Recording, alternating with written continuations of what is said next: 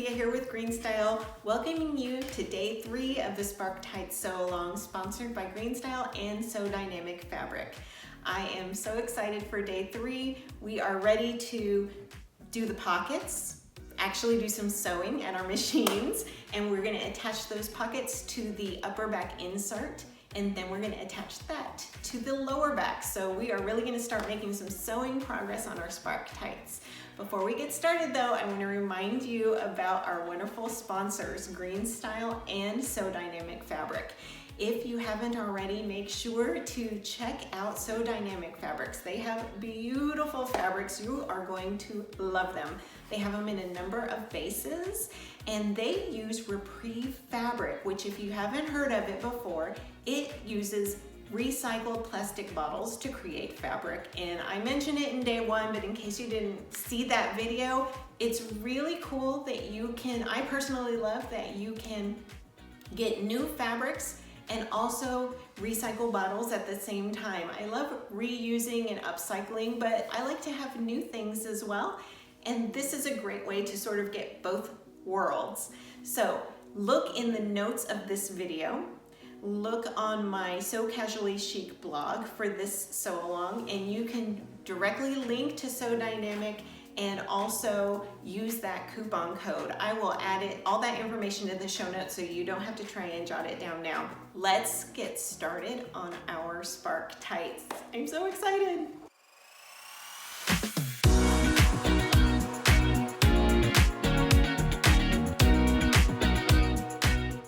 Yay, let's get started. So as is the case with many Greenstyle leggings, we are going to begin with the pockets. I like to use my erasable fabric marker and my acrylic ruler in order to mark the hem. So we're hemming 1/2 inch, therefore I'm going to mark 1 inch down, and when I fold the edge down to that line, that will give me exactly a 1/2 inch hem. And you can probably eyeball a 1/2 inch hem, but I like to use my ruler and lines just to make it perfectly even. That way I don't really have to think about it and worry about my line going off diagonal. I also like to use my spray starch, which I buy at the grocery store, and that'll just stiffen up the fold a little bit when I iron it. So I spray my starch, fold down to the line, and then just grab my iron. We'll get that nice and ironed, get a nice little crease in there for when I want to hem it.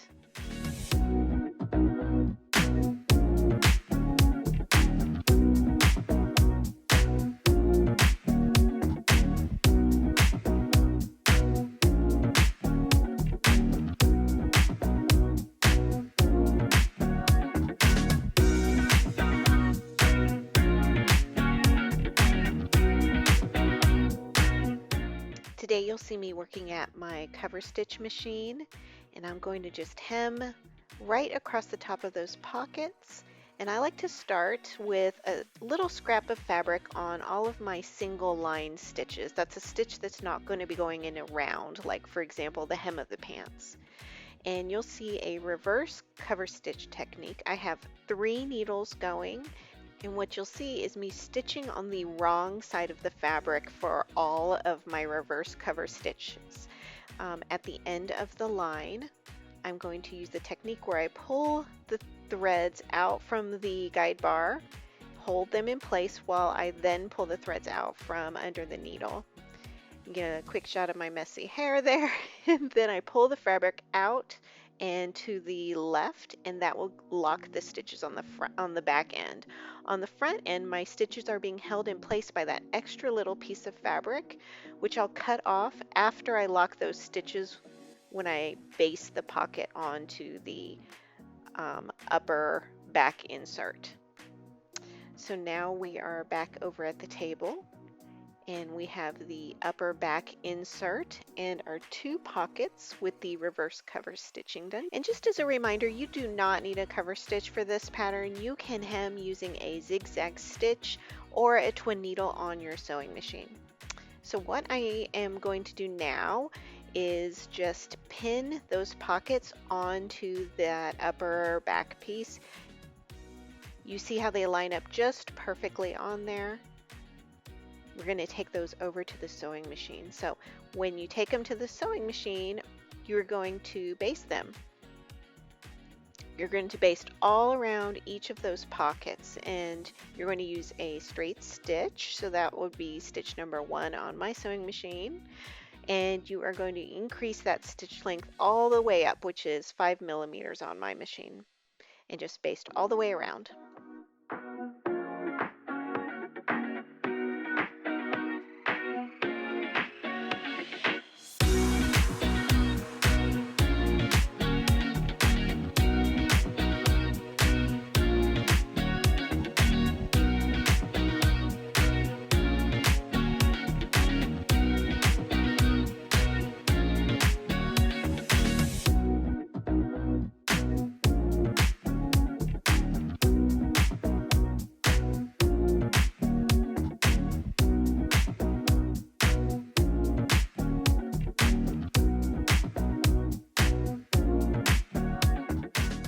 Now we are at the table again, and this is one of our back pieces, and we're going to dress this seam right here.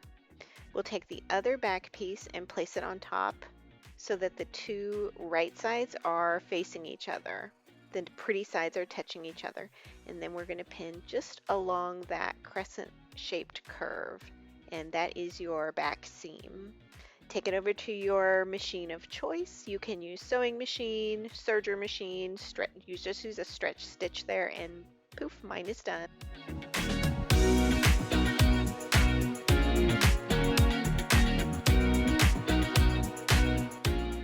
Now we have this lovely back piece with the seam right down the center, and we're going to take the upper back insert with the pockets basted and pin it all along this lovely curved seam, and that'll make a really nice curved back for your Spark tights. So after you place both pieces face up, flip the center of the upper back insert down and pin just a little bit on the left and right of that center point, and then pin all the way down at the bottom, and then just start pinning in the middle. I like to lift up my curved seams in order to pin, and keeping in mind that you are pinning at the 3/8 inch seam allowance mark. Don't try to match up the very edges of both of the raw edges. Just remember you are lining up at that 3/8 inch seam allowance. So lift up your fabric and see how I'm sort of pinching the fabric together a little ways down. That's going to be about 3/8 of an inch where I'm pinching the pieces together, and pin all the way. A lot of pins is a really good idea on this curved seam.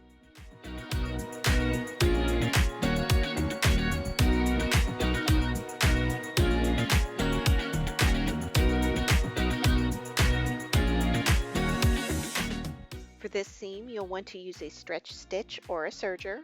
I like to use the zigzag stitch, which is 8 on my machine. You can also use the lightning bolt stitch. I will reduce the amount of the zigzag to 1.0, and then the stitch length, I'll put it at 2.5 millimeters. So I have a little bit of a narrow zigzag. Notice when I begin stitching with my right hand, I grab onto those threads and gently pull them back to make sure that the machine doesn't try to eat the edge of my fabric. And you just stitch all the way down. So as you're stitching, you're going to want to make sure to just be adjusting the fabric underneath and make sure every little bit is nice and flat between each pin. You're going to want to adjust and just make sure it's nice and flat, so that way you're not catching any folds and creating any puckers in your fabric.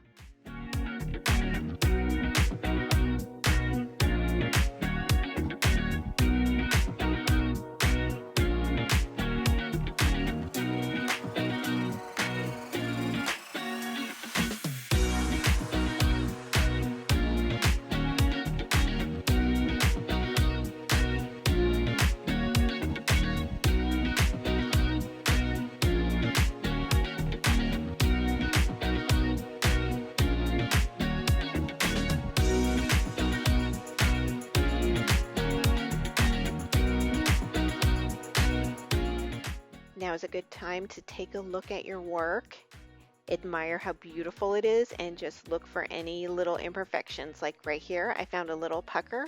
So all I have to do is just pick out that tiny little section there and I'll just restitch it and it'll be an easy little fix.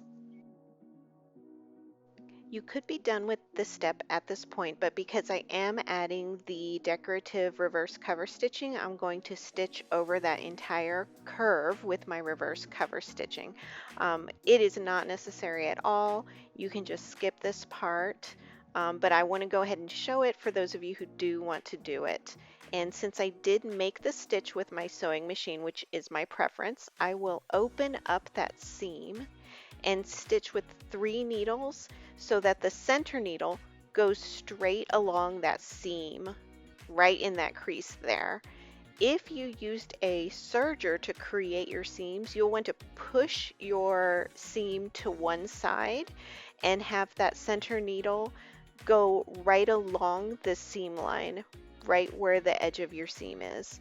So just like before, I'm starting with a scrap of fabric and that will keep my stitches locked in place so they don't unravel at the beginning. And then I'm just going to go through and line up that center needle. Just take your time and keep a close eye.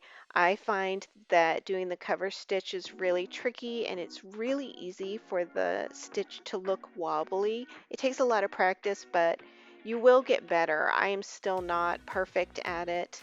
I depend a lot on the fact that while wearing leggings, the stitches get stretched out. So if it looks a little wobbly when you first take it off the machine, just keep that in mind that when you wear it, it will get pulled and stretched a bit, and that helps to straighten out those lines as well. So we'll just finish up the stitch line, and then again, just like before, pull out the threads from the thread guide bar and then pull them out from under the needle and then pull the fabric out and to the left, and that will lock in the stitches at the back. So let's take a quick look at what we ended up with. Just smooth it out a little bit. And now we have a lovely reverse cover stitch going all across the back on that nice curve.